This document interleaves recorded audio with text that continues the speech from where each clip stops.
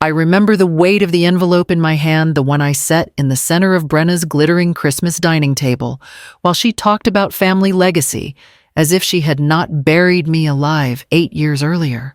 Her voice kept drifting around the room, bright and polished. But none of it mattered.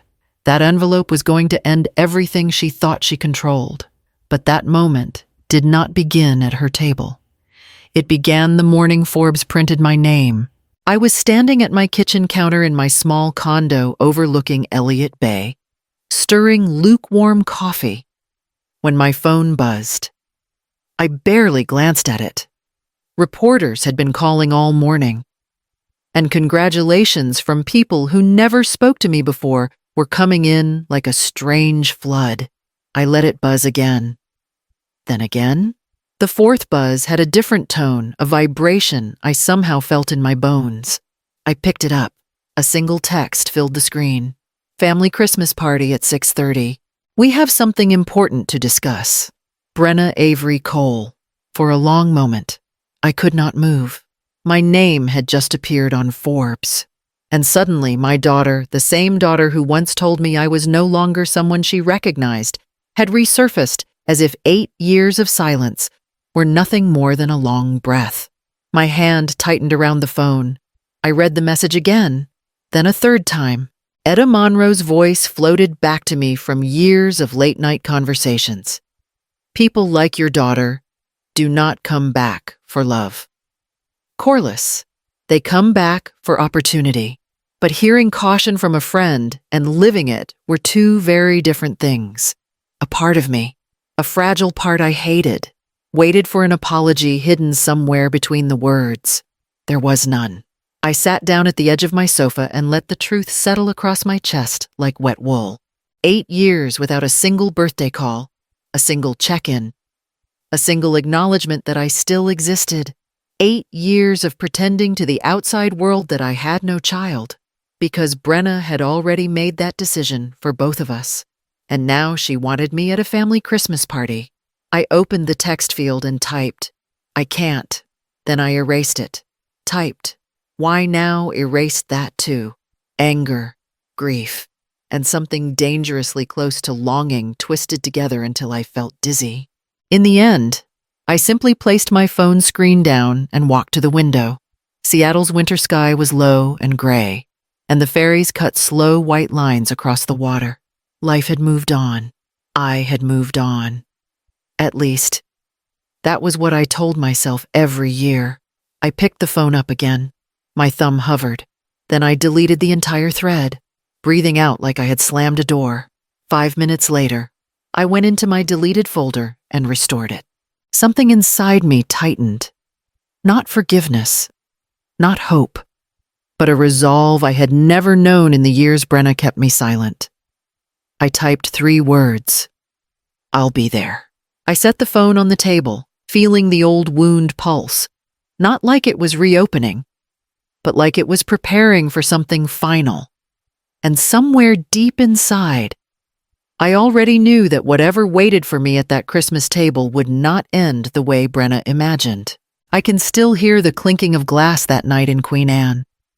The sound that filled the silence right after Brenna told the room she wished I would stop making everything about myself. It was a small dinner party, her idea. She wanted to impress Jason's business partners. I had shown up in my best blouse, carrying a bottle of wine I could barely afford because she insisted it looked nicer to arrive with something French. The moment I stepped through her door, I felt it, the edge in her smile, the irritation in her eyes. "Mom," she said, greeting me with a tight hug. "Try to stay light tonight. All right. No heavy stories. Jason's clients are here." I laughed softly.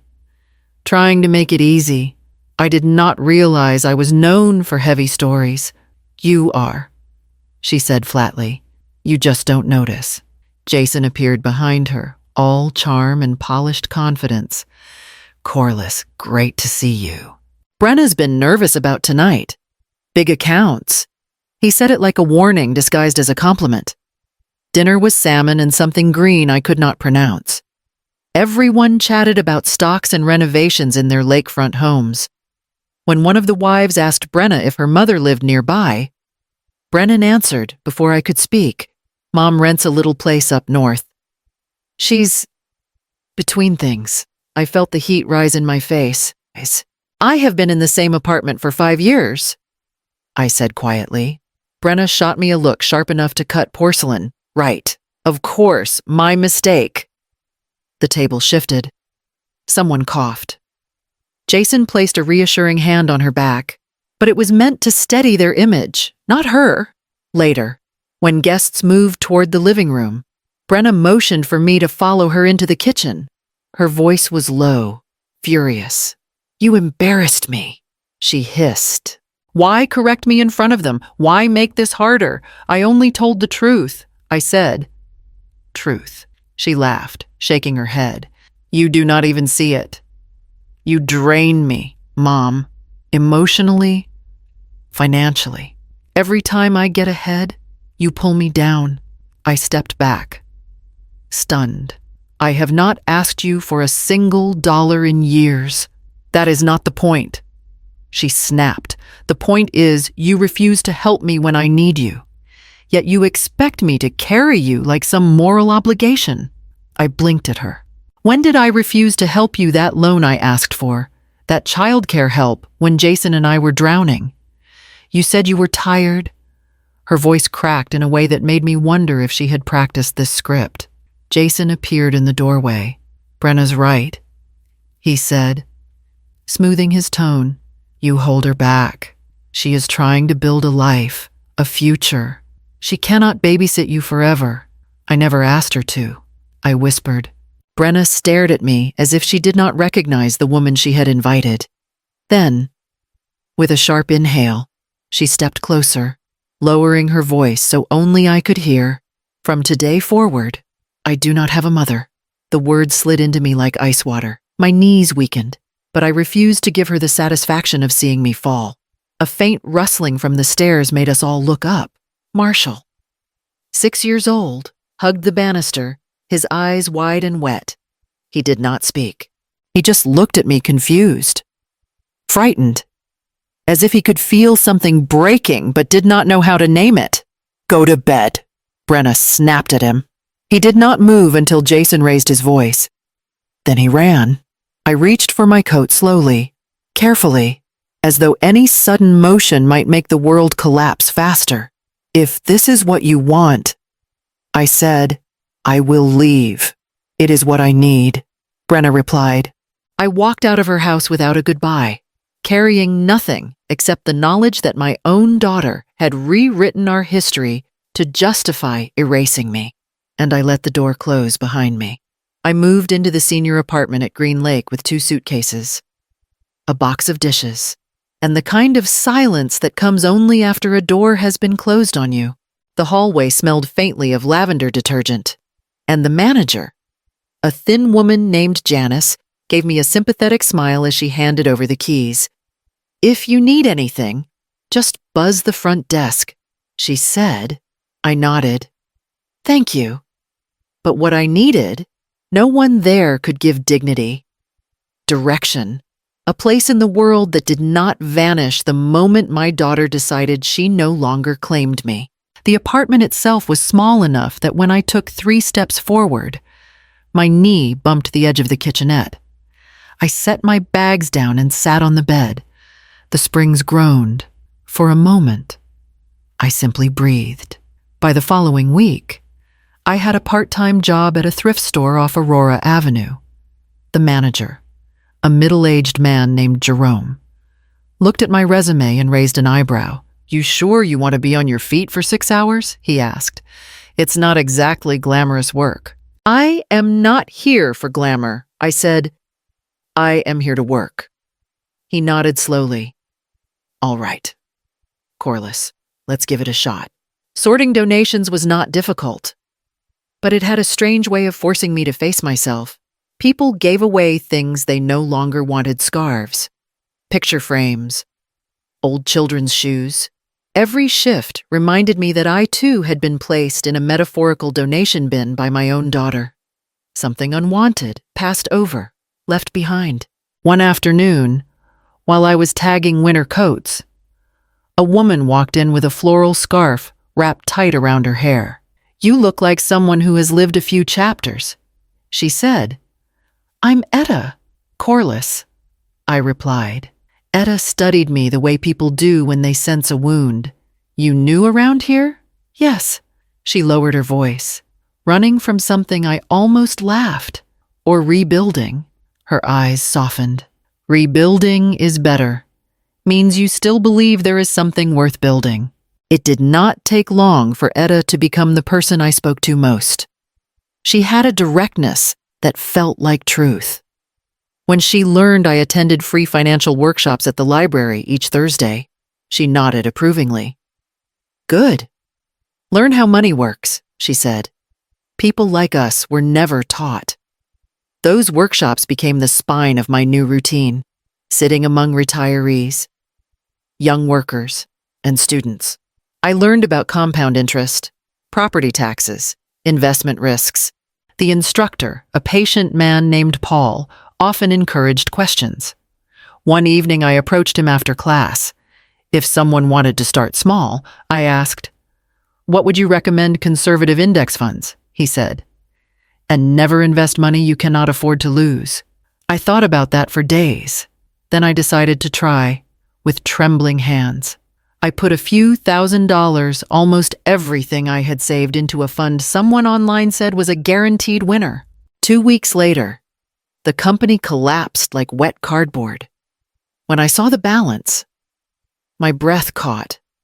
I felt foolish, reckless, angry at myself for trusting an anonymous promise. Etta found me sitting on a bench outside the library that evening. "Bad day?" she asked. I was careless.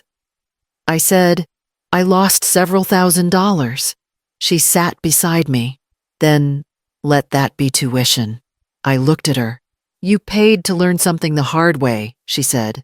"So what did you learn that no one is coming to save me?" I whispered, "And that I cannot afford another mistake." Etta squeezed my shoulder. "Then make the next choice slowly. Make it yours." Her voice steadied me in a way nothing else had since Brenna cast me out. I walked home with the cold Seattle air filling my lungs, understanding that this new version of my life would not come from luck or rescue. It would come from me, my discipline, and the quiet belief that I could rise again even if no one was watching. The inheritance arrived on a gray Tuesday morning, a modest sum from my sister Lorna, who had passed only a few months after Brenna cast me out. Lorna and I were not close in our later years, but she had written one line in her will that stayed with me. "Give this to Corliss. She will know what to do with it." I stared at the number for a long time. It was not life-changing, not even comfortable, but it was enough to take a risk, a real risk. The kind of risk no one expected a 61-year-old woman to take. When I told Etta, she leaned back in her chair at the thrift store break room and tapped her fingers on the table. "Use it," she said, "but do it smart. You already paid tuition on your first mistake. I want something tangible this time," I said. "Something I can shape, then buy something no one else wants." She said, "Fix it. Make it yours." 2 weeks later, I stood in front of a decaying duplex in Rainier Valley. The siding peeled like sunburnt skin. The porch sagged, and the agent kept apologizing for everything. "It needs a lot of love," she said. "I have plenty of that left," I replied. When the papers were signed, I sat in my car and let out a long, shaky breath. "Lorna," I whispered, "I hope this is what you meant." The first day inside, I made a list of every repair the place needed. Then I went home, opened my laptop, and typed how to replace rotted flooring. Within minutes, I was knee-deep in tutorials and instructions narrated by cheerful strangers who made everything sound doable. The next morning, I hired a handyman named Jose for the tasks I could not handle alone. He looked at me curiously when I showed up in gloves, holding a crowbar. "You planning to do some of this yourself?" he asked. "I am planning," I said, "to learn." He chuckled. "All right. Miss Corliss, just do not lose a finger. I do not want the paperwork. We worked side by side for weeks. I scraped paint until my arms ached. I learned to patch drywall. Jose handled the heavier repairs, but insisted I watch closely. You do the next one, he would say, handing me tools. And I would, slowly, carefully, proudly. The day the first tenant moved into the upper unit, a young mother with a toddler who kept tugging on her leg, I felt something shift inside me, a quiet, steady pulse of purpose. Thank you for renting to us, she said. It is hard to find places that feel safe. Everyone deserves somewhere safe, I told her. When she closed the door, I stood in the hallway, feeling taller than I had in years. This was mine, built with my hands, my choices, my resilience. It was not charity. It was not luck. It was me. A week later, Etta arrived with pastries and gossip. You will enjoy this one, she said, leaning close. I heard Brenna told someone at that Bellevue luncheon that you bought property. My stomach tightened. How would she know? People talk, Etta said. But here is the best part. She told them. It must be charity housing. My mother always did pity projects. I felt the sting. Sharp and familiar, but something in me no longer bent under it. It is not charity. I said, it is a beginning. And when I said it, I realized it was true. I met Theo Park on a Thursday afternoon, after one of the library workshops on long-term investing.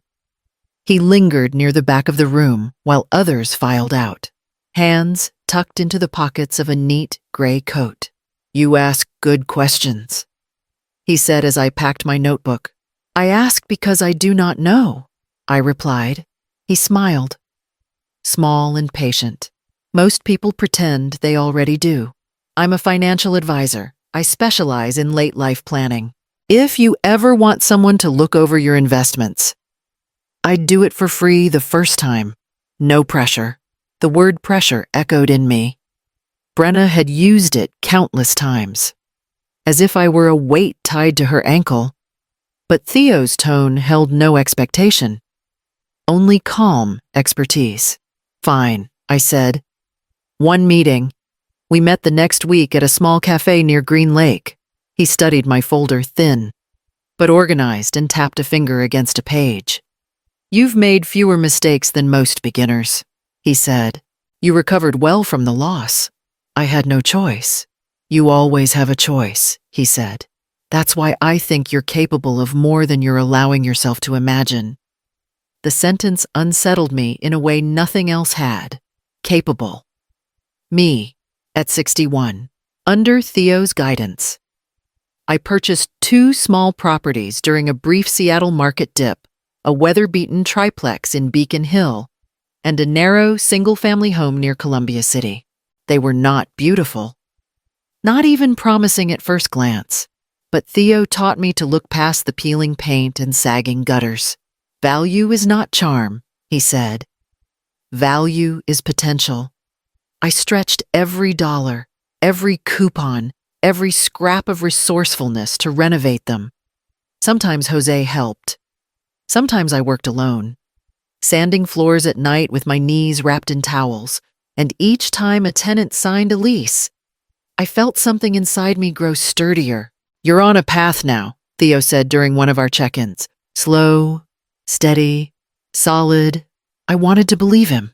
Part of me already did. One evening, after reviewing my growing portfolio, he slid a small brochure across the table. It's a startup, he said. Local. Builds simple medical bill tracking tools for seniors. They need micro-investors. I frowned. Startups are unpredictable. They are. He agreed. But this one is built by people who actually know the problem. You know it too. I hesitated. The memory of my earlier investment loss still stung. How much? You choose your number. Even a few thousand. A few $1,000s was not small to me. It was months of discipline, but I thought of the seniors who visited the thrift store, struggling to make sense of insurance statements. I thought of Etta, squinting at paperwork under dim kitchen lights. I thought of myself. "All right," I said. "A modest amount." Theo nodded, almost proud. "Good. You're investing in solutions, not fantasies." For several months, nothing happened. The company moved slowly, quietly. I assumed my money was simply sitting there, waiting. Then, one morning, Theo called. "Corliss," he said, unable to hide a spark in his voice. "Your startup just got its first major partnership, a regional clinic chain. This could turn into something real." I gripped the phone harder. Something real. For the first time in years, it felt like the ground beneath me was shifting, not from loss, but from momentum. The email subject line read, "Congratulations, Corliss Avery." Featured in Forbes. For a moment, I thought it had to be a mistake, some kind of automated newsletter mix-up. But when I clicked the link, my own face stared back at me. The photograph was from a local profile taken months earlier, me standing beside the restored duplex in Rainier Valley, paint still drying on the window trim. The headline said, "The Late Life Investor Reshaping Seattle's Housing Story." I set my coffee down so quickly a few drops splashed onto the table. A minute later, my phone started ringing. First Theo, then an unfamiliar Seattle number, then another. "Corliss," Theo said when I answered. "You're on the homepage. This is big. I am proud of you." I pressed the phone closer to my ear. "I don't feel anything yet." "That is normal," he said. "Let it land." Half an hour later, a young reporter called, asking for quotes. Another email arrived requesting a podcast interview. Etta barged into my apartment without knocking. "You," she announced. Breathless. "You, my dear, are a star." I laughed despite myself. "Hardly. They just needed someone to fill a page." "No," she said, pointing at me like I was a child lying about homework. "They picked you because you earned it." I wanted to accept her words, but something inside me remained strangely hollow. Success was supposed to feel like a warm rush, a light spreading through the chest. Instead, all I felt was quiet. "Do you want to celebrate?" Etta asked. "I do not know," I said softly. "It feels strange to celebrate alone." She sat across from me. "You are not alone. You have me. You have the tenants who adore you. You have a business that you built from scraps. Do not insult yourself by pretending it is nothing." She meant well. She always meant well. But even she could not fill the space where a daughter should have been. My phone buzzed again, an alert from the article. Someone had tagged me on social media. I clicked the link and froze. Brenna Avery Cole had liked the article. Not just liked it, she had commented on it 20 minutes earlier. "Proud of you, Mom." My stomach dropped. I reread the words twice, then a third time. She had not called me Mom in 8 years. She had not addressed me at all in 8 years. And now, of all moments, she had chosen to do so publicly. Beneath an article declaring me successful, Etta looked over my shoulder and let out a low whistle. Well, look who finally crawled out from her ivory tower. She saw it before I did. I whispered. Etta folded her arms.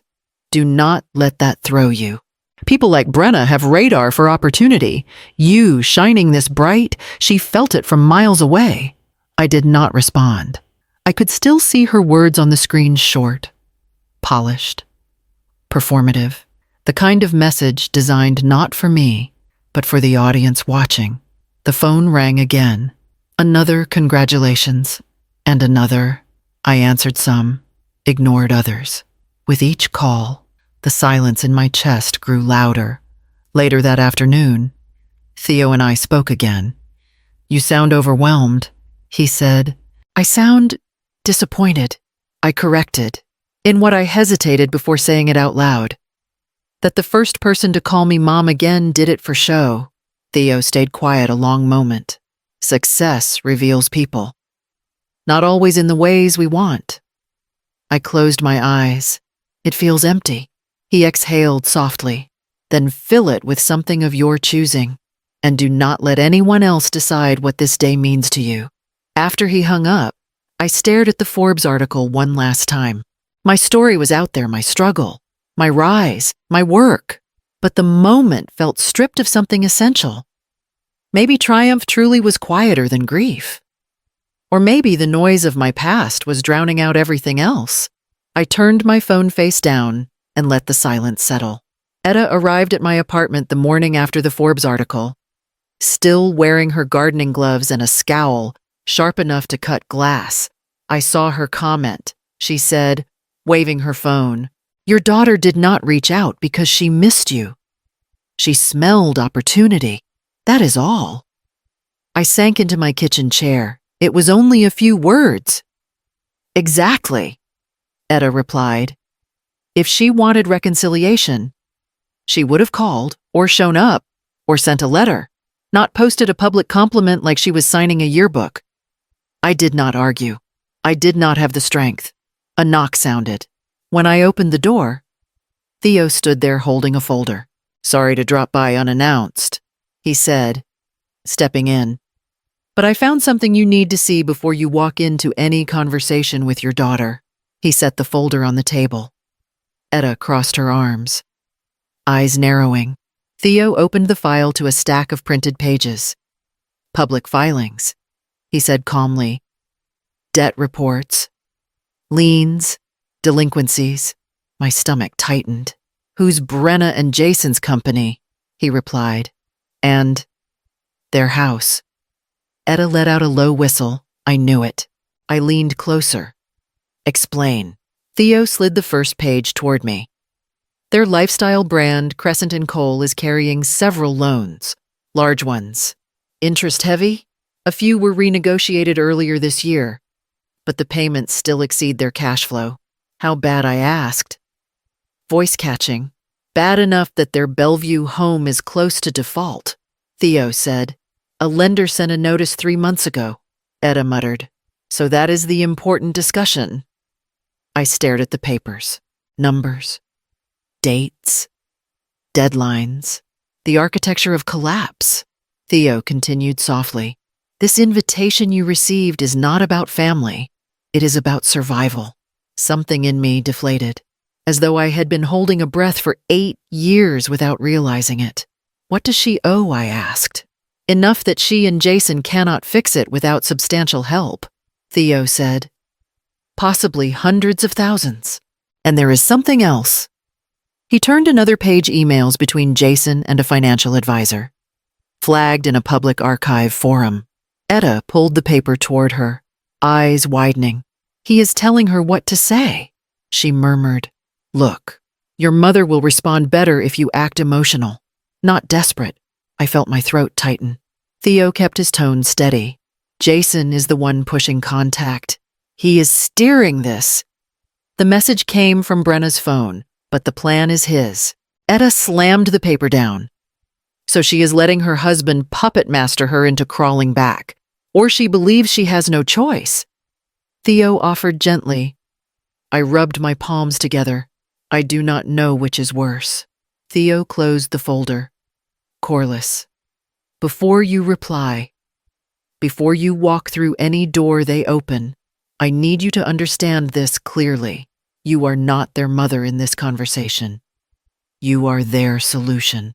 The words sank in slowly, painfully. Etta touched my shoulder. Do not walk in unarmored. I looked at the folder, thick with proof, thick with betrayal, and felt something inside me begin to harden. Not out of anger, but out of necessity. I will go, I said quietly. But this time, I will go prepared. Neither of them tried to stop me. And that silence was the truest confirmation of all. Theo arranged the meeting with an attorney named Miriam Klein, a woman who walked into the conference room with a leather binder under one arm and the kind of sharp, efficient energy that made everyone else sit up straighter. Her hair was silver, cut in a clean bob, and she greeted me with a firm, steady handshake. Corliss Avery, she said, I have heard a great deal from Theo. Sit. Let us take this step by step.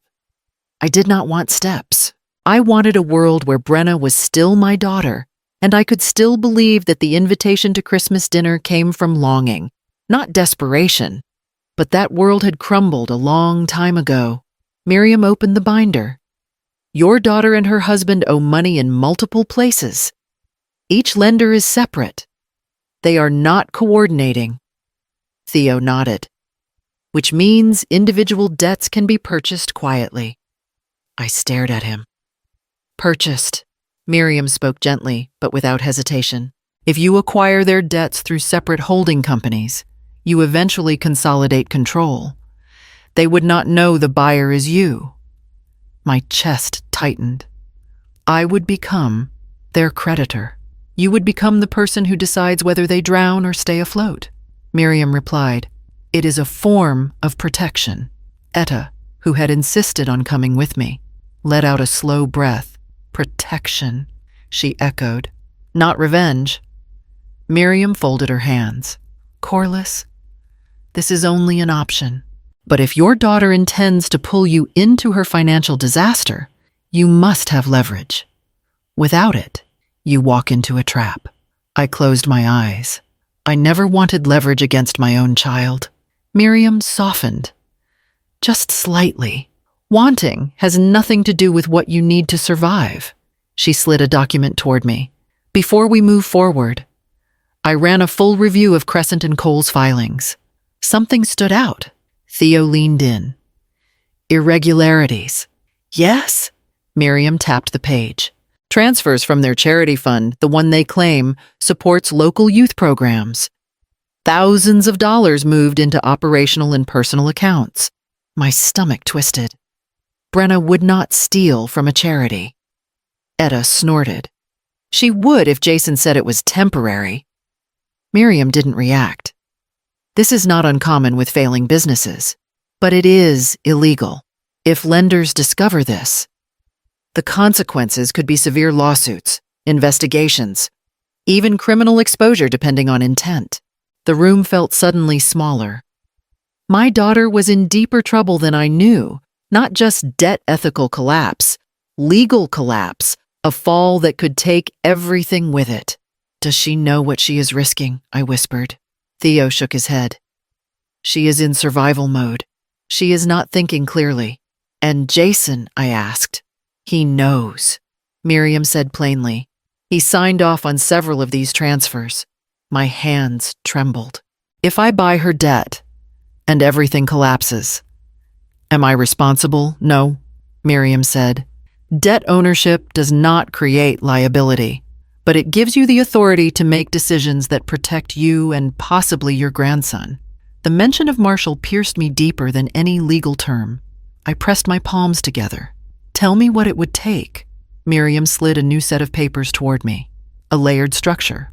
3 holding companies, quiet purchases over several months. By the end, you would own enough of their obligations that they cannot make a financial move without going through you. Etta leaned closer. Corliss, you do not have to do this. I know, I murmured. But if I do nothing, I walk into that Christmas dinner blind, and she will expect me to save her, no matter the cost. Miriam met my eyes. This is not an act of malice. This is you taking control of a situation that has spiraled beyond your daughter's understanding. I lifted the pen, but hesitated. The weight of motherhood, the memory of Brenna as a baby tucked against my chest, pressed hard against my ribs. Then I remembered her voice the night she cast me out from today forward. I do not have a mother. I signed, not out of anger, out of necessity. The airport speakers were playing a soft, instrumental version of a Christmas song when I stepped into the terminal, the kind meant to calm travelers. It did nothing for me. My heartbeat was steady, but too loud, Like footsteps echoing in a long hallway, I clutched the leather envelope in my carry-on. Miriam had sealed it herself.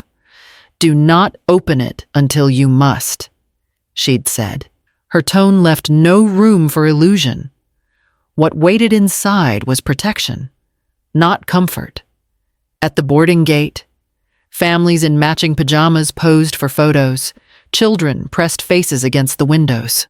I watched them, remembering Brenna at that age laughing, arms always reaching for me. Etta had squeezed my hands that morning before I left. "Go in strong," she said. "You are not the same woman who walked away 8 years ago." She was right, but strength did not erase fear. It only held it still long enough to move. When the attendant called for Group 3, I rose, adjusted my scarf, and walked forward.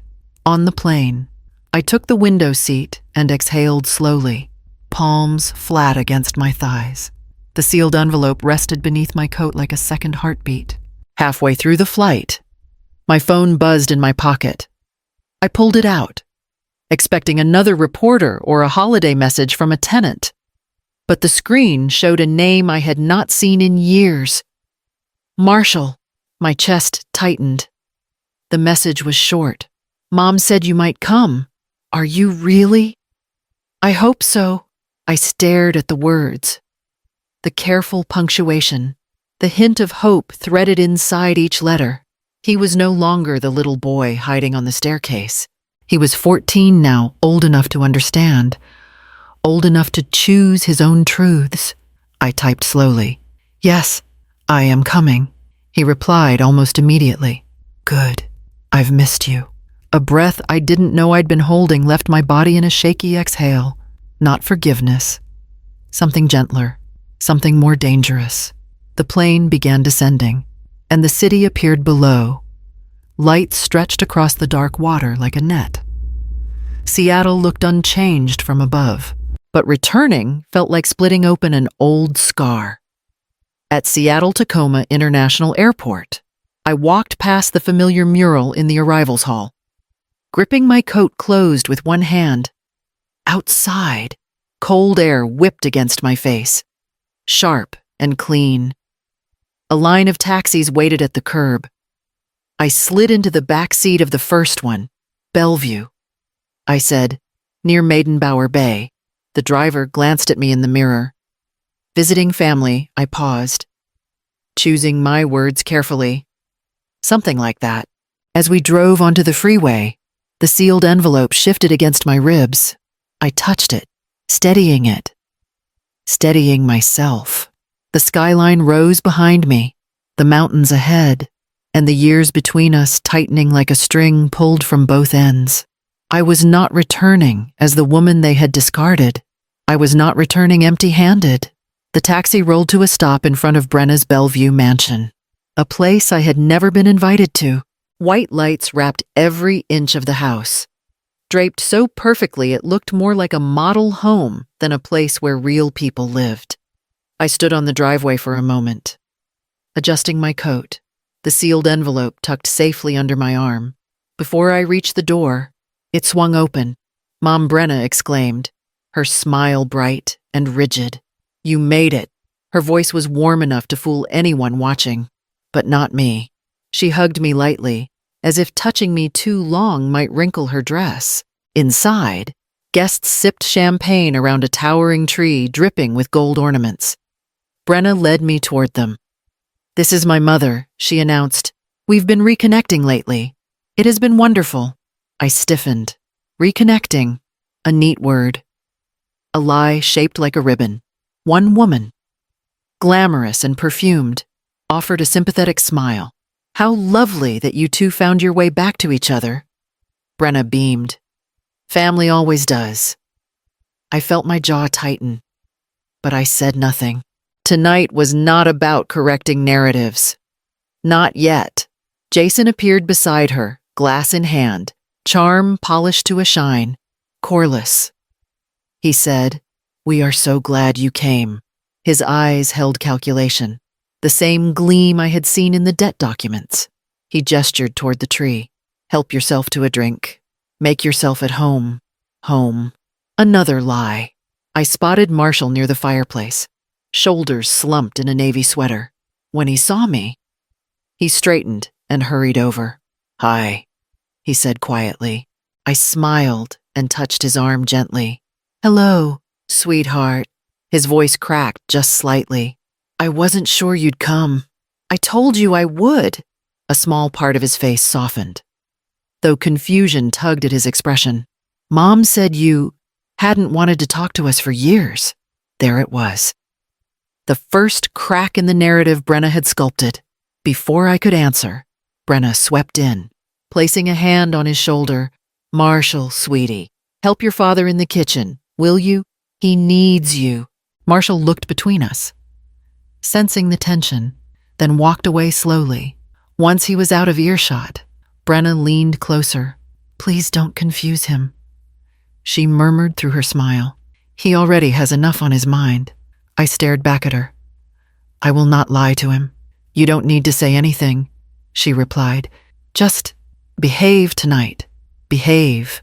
As if I were her employee, not her mother. A server passed with hors d'oeuvres, breaking the moment. Brenna floated toward another guest, cheerful again. I lingered near the dining room archway, needing a breath. That was when I heard her voice, low but clear, drifting from behind the kitchen door.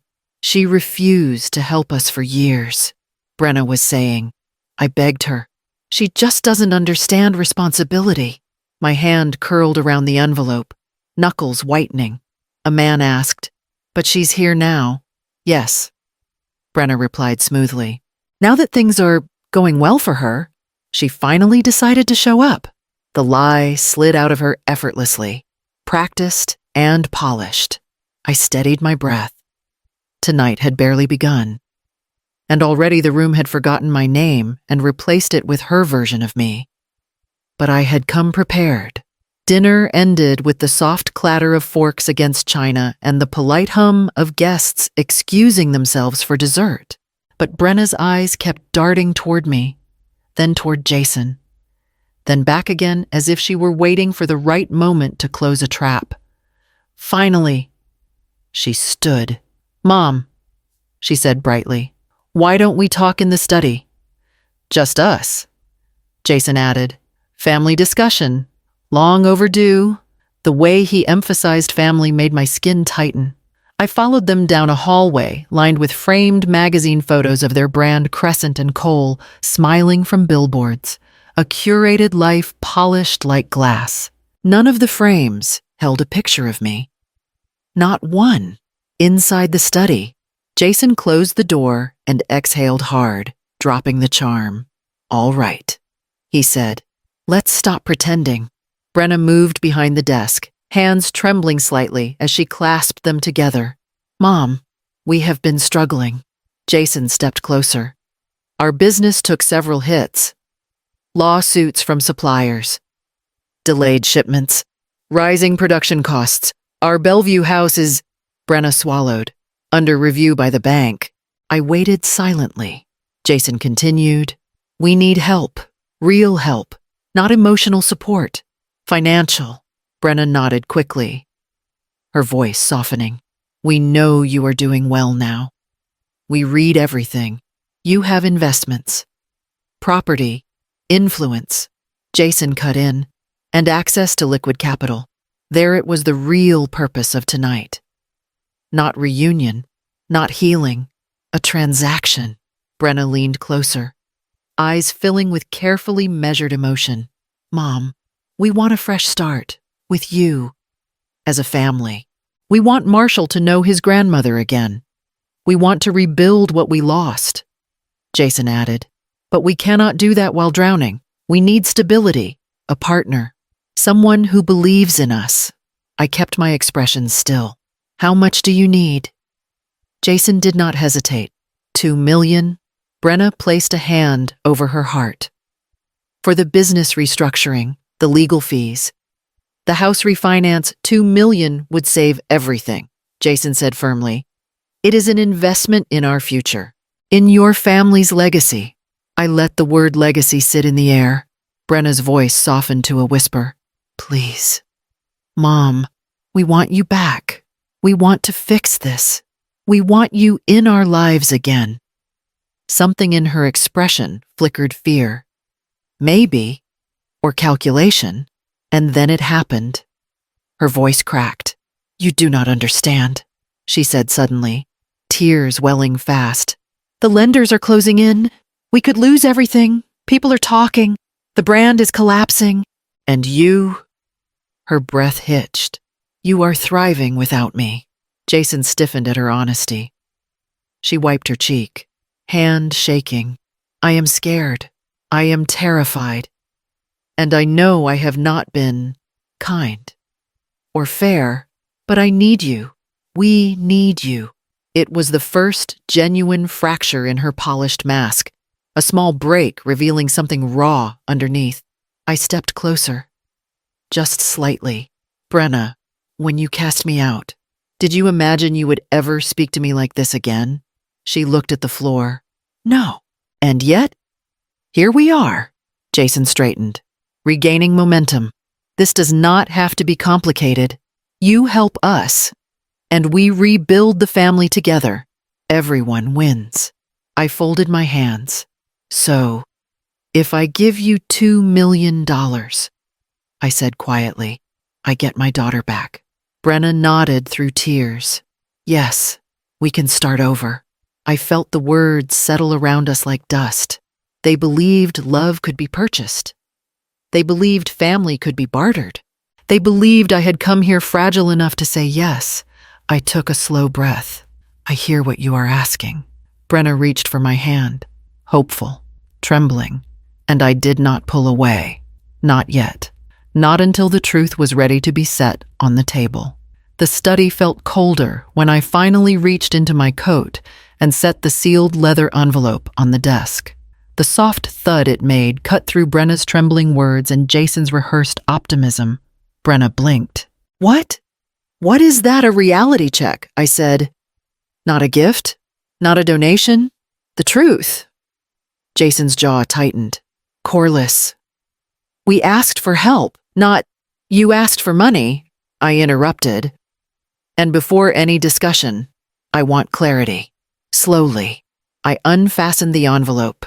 Miriam's neatly organized documents slid out color-coded tabs, timestamps, signatures, public filings.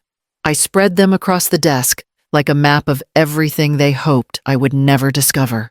Brenna's breath caught. What is all this debt records? I said calmly. Loan defaults. Lawsuit notices. A pending bank action on this house. Jason stepped forward. Where did you get public filings? I replied. Anyone who cared enough to look would find them. His face drained of color. Then I turned to Brenna. But this part, I tapped a separate folder, is what made me understand that your request was not just desperate, it was dangerous. She stared at the tab labeled charity funds. Mom, please, she whispered. Do not do this. I opened the file. There are transfers, I said quietly. From your charity fund money meant for youth programs moved into your business accounts. More transfers into personal spending. This is illegal, Brenna. It was temporary, Brenna said quickly. Jason spun toward her. Do not put this on me. You told me we would replace it, she shot back. You said no one would notice. You signed off too, he hissed. Their voices rose, unraveling the partnership they'd polished for years. The truth was ripping seams faster than either could hide.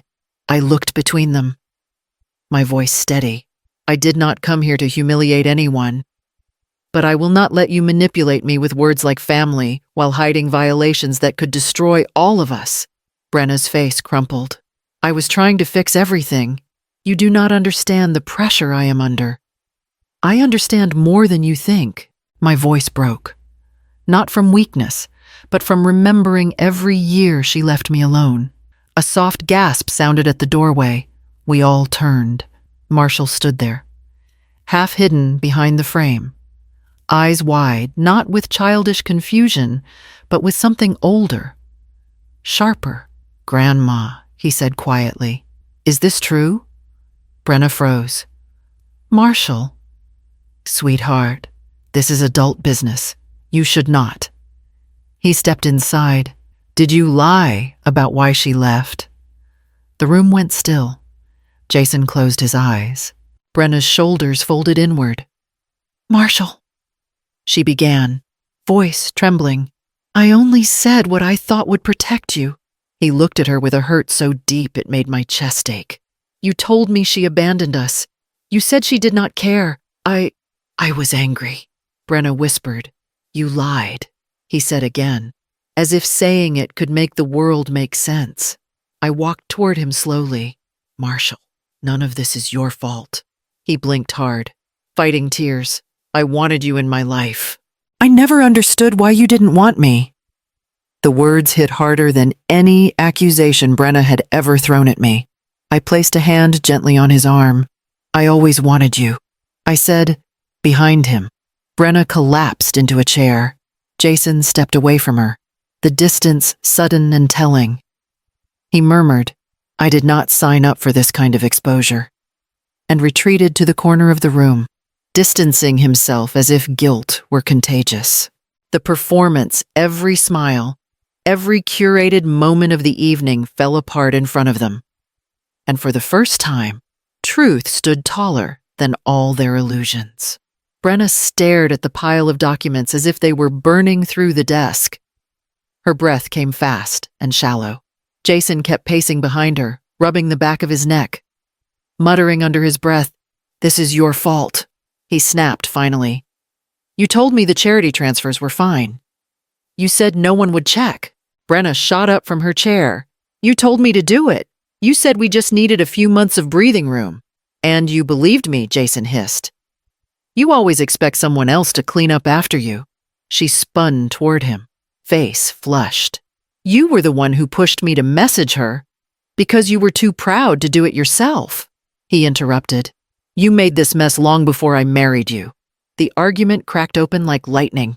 Years of resentment spilled into the room, ugly and unfiltered. I stepped forward, my voice steady.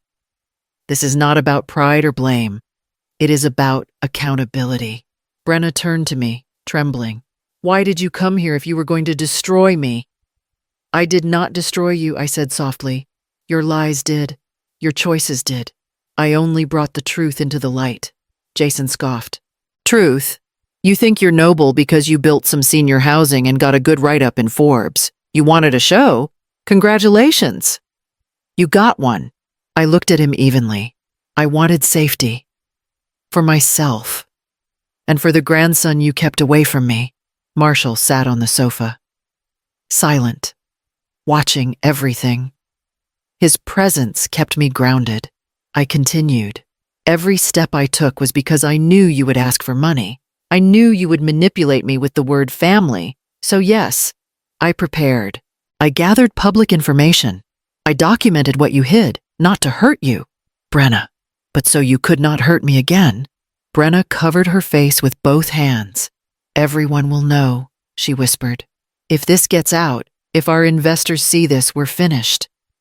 This is not financial ruin, I said. It is reputational. Same thing, she cried. Do you understand what people will say if they find out I stole from a charity? If they learn my own mother exposed me? Her voice broke into a sob. Jason's expression hardened. I am not going down with you, he said quietly. I will not lose everything for your mistakes. She whipped around. Jason. He stepped back. You think I am going to share the fallout from your choices? No. When people ask, I will tell them exactly what happened. Her body slumped as though the floor had tilted beneath her. A long silence followed. Then Brenna whispered, barely audible, I never hated you. I looked at her carefully. Then why did you erase me? She swallowed hard, eyes shining. I did not hate you. I hated becoming you. Marshall lifted his head. What does that even mean? Brenna's voice cracked again. You were alone. You worked small jobs. You lived simply. Everyone overlooked you. I thought if I let you close, that would become my life too. It was a confession, not an apology. But it landed with a dull ache in my chest. She had not rejected me. She had rejected the fear of becoming me. But now, the empire she built to avoid that fate was collapsing under the weight of her own choices. For a long moment, no one spoke. Brenna stood trembling beside the desk, mascara smudging under her eyes, breathing like someone trying to stay afloat in water rising far too fast. "Mom," she whispered, voice cracking. "Please, I am begging you. I know I messed up. I know I lied, but give me one more chance. I can fix this. I need you." I looked at her, my only child, wrapped in designer fabric and desperation, and felt something inside me shift. Not anger, not revenge, something quieter, firmer. "Brenna," I said softly, "I cannot shield you from this." Her head snapped up. "Why not? You're my mother. You are supposed to protect me." "I protected you for years," I replied. "I gave you every chance to come back before everything collapsed. And you left me outside your world for 8 years. Now you want me to erase the consequences that came from choices you made without me." She shook her head desperately. "But this is different. This is life or death for our business, for our reputation. Mom, please, I will change. I will do better. I will let you in." Jason stepped farther into the shadows, arms crossed. He didn't bother pretending anymore. I held her gaze. "I am not here to save Crescent and Cole. I am here to protect myself and Marshall." At the sound of his name, Marshall rose from the sofa, tears pooling in his eyes. "Grandma," he said in a choked voice. "Why did she lie? Why did she say you left us? Why did she tell me you did not want us anymore?" Brenna reached for him, but he stepped back. Her hand froze mid-air. "Sweetheart, I was angry," Brenna said quickly. "I said things I did not mean. You thought I could not handle the truth," Marshall snapped, his voice suddenly sharp. "Or you did not want to admit you pushed her away, Marshall." She whispered, "I was trying to protect you." He shook his head, wiping tears with the back of his sleeve. "You protected yourself, not me." His words hit Brenna harder than anything I could have said. I walked to him slowly and placed a hand on his shoulder. He leaned into it like he had been waiting years for the contact. "Marshall," I murmured, "you were never the reason she pushed me away." He swallowed, looking up at me. Then why I brushed his hair gently, the way I used to when he was small. Adults make mistakes they are too ashamed to admit. Sometimes they hide behind stories that feel easier than the truth. His eyes flicked to Brenna. So everything she said, all those years. I didn't finish the sentence for him. His mind was filling in the blanks faster than he could speak. Brenna pressed both hands to her face. "Marshall, please." I was overwhelmed.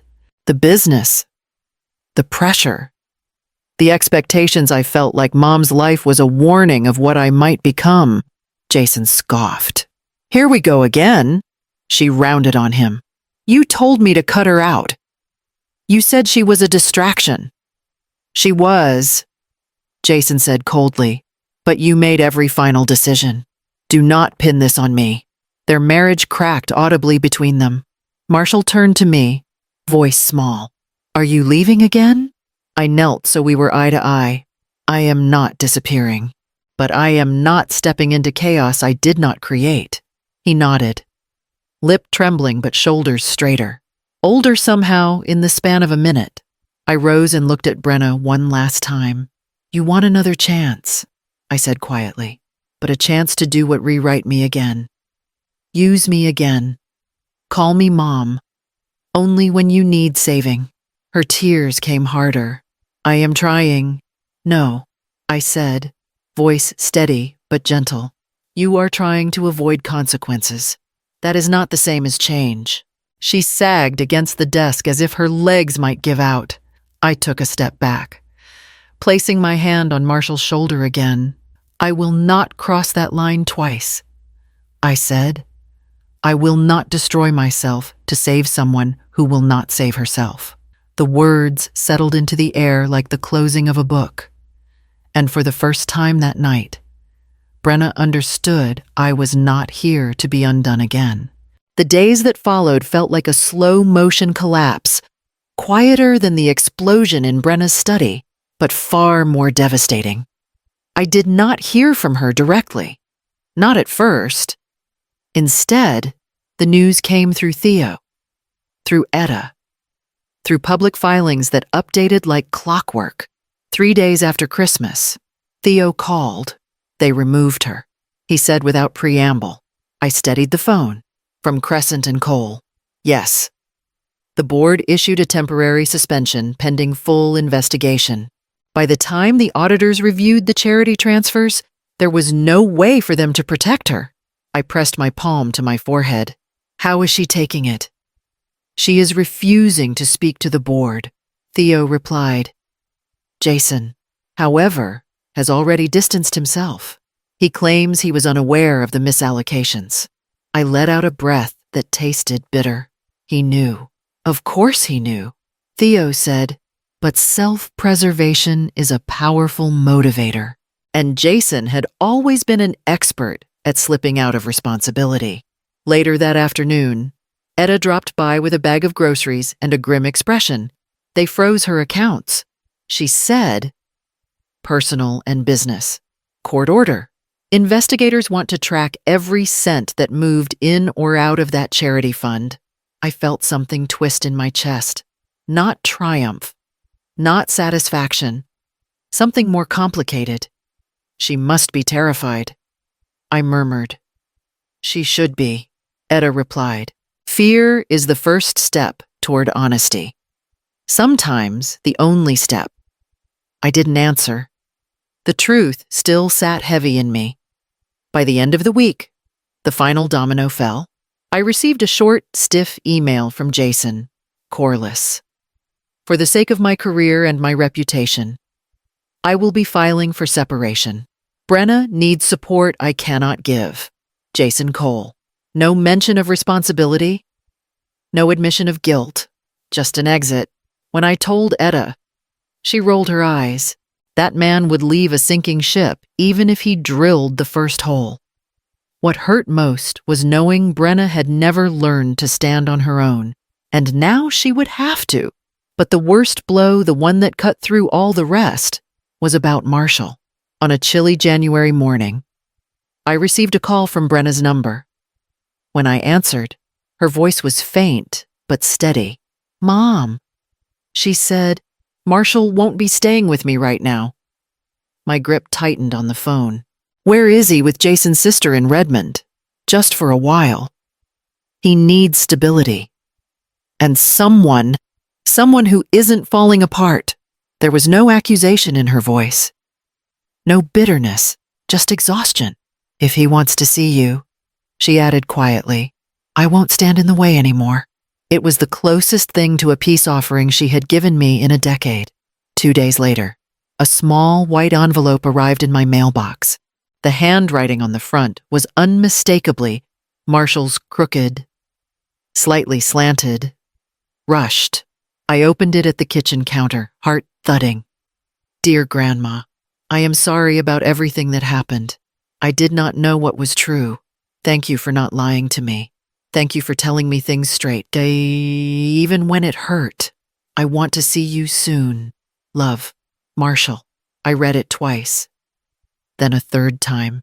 Each pass softening something that had hardened inside me long ago. Later that evening, I called him. Grandma, he said, voice tentative. Hello, sweetheart. Did you get my letter? I did. Silence stretched. Warm and full, I miss you. He whispered those words. From him, not from Brenna. Not from any performance or manipulation. Those words were the first true gift to come from the wreckage. Whenever you're ready, I said gently. My door is open. Okay, he breathed. I'd like that. After we hung up, I sat at the small kitchen table of my condo, my modest, quiet home, and let the calm settle around me. The fallout had been brutal, families torn, reputations burned, illusions shattered. But when the ashes finally settled, one truth remained. Some bonds survive fire, not because they were never broken, but because something stronger grows in the space left behind. The snow outside my condo had already begun to melt by the time I sat across from Miriam Klein in her downtown office. A new year had arrived quietly, without spectacle, and with it, the clarity I had spent 8 years searching for. Miriam slid a stack of documents toward me. These outline the restructuring you requested. Your estate, your investments, the rental properties, the startup holdings, all defined, protected, and allocated. I inhaled slowly. Good. She pointed to one section.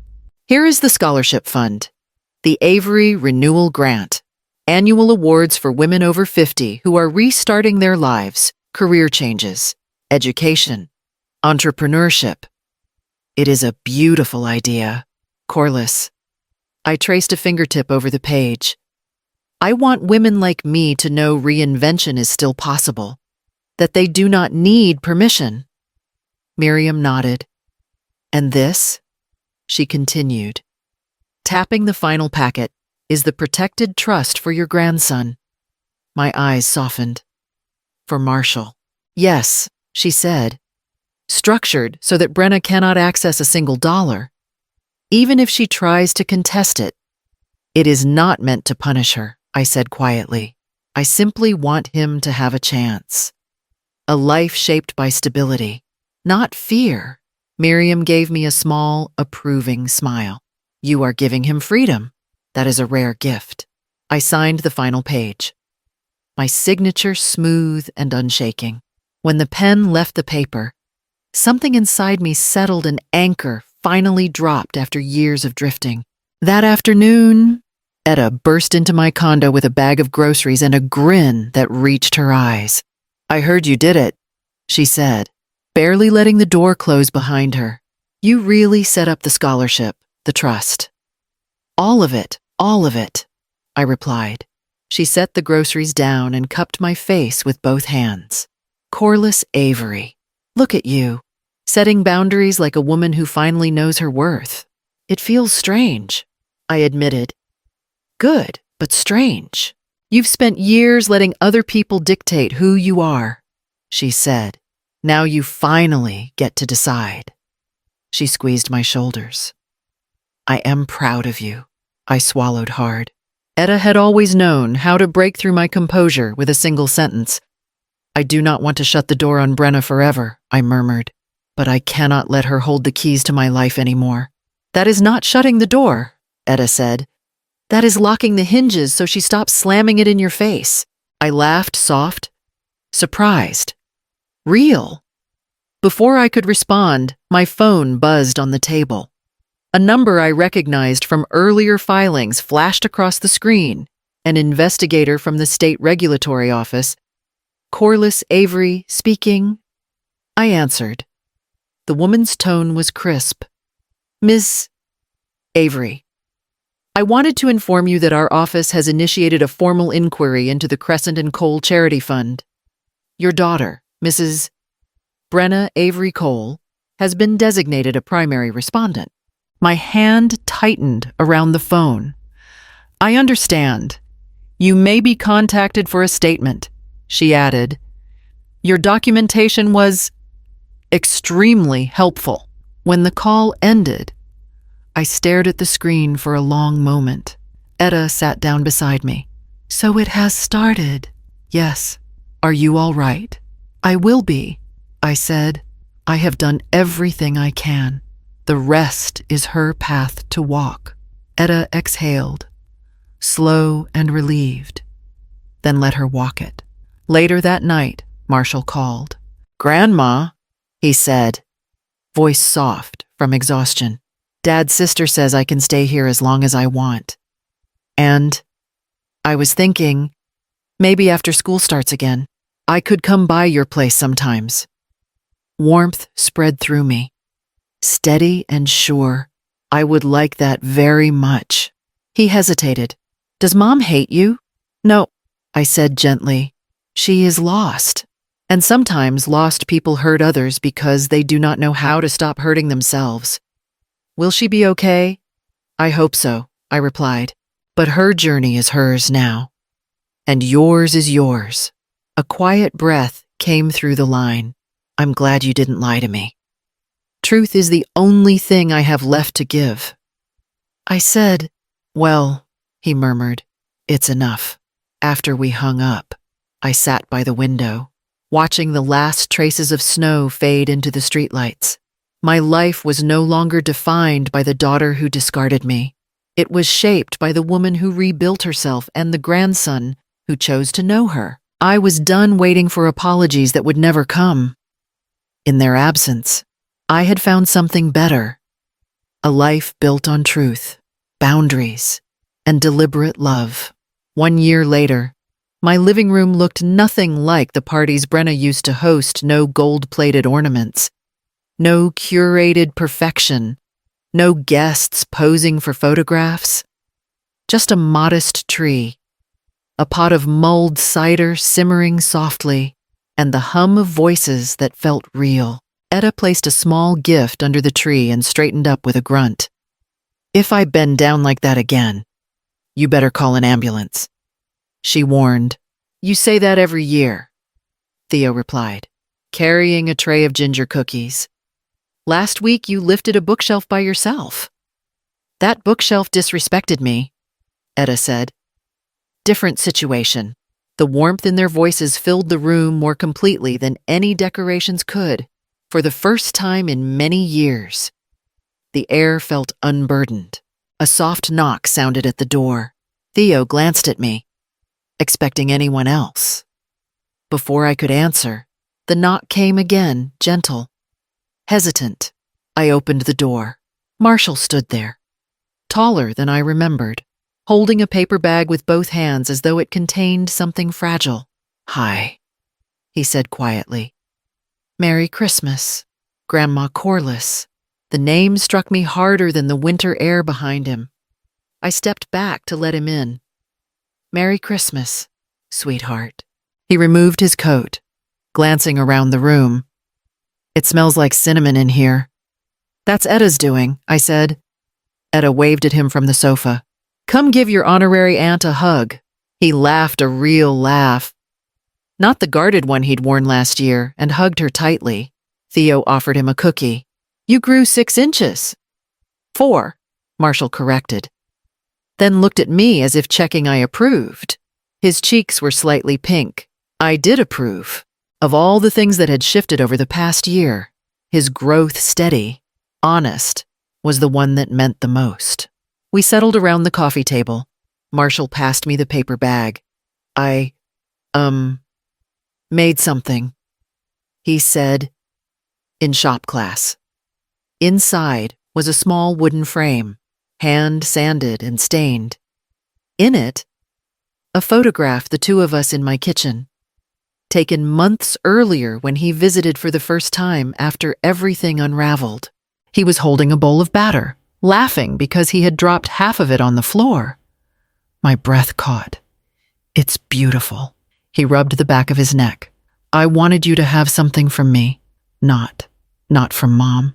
No bitterness in his voice, just truth. I reached for his hand. Thank you. He squeezed my fingers. A gesture that carried more forgiveness than any speech Brenna could have given. We ate cookies, told stories, and played a slow round of cards. Nothing dramatic, nothing painful, just life. As the evening wound down, Marshall sat beside me on the couch. Grandma Corliss, he said softly, I know things are hard for my mom right now. They are, I answered. She doesn't talk much.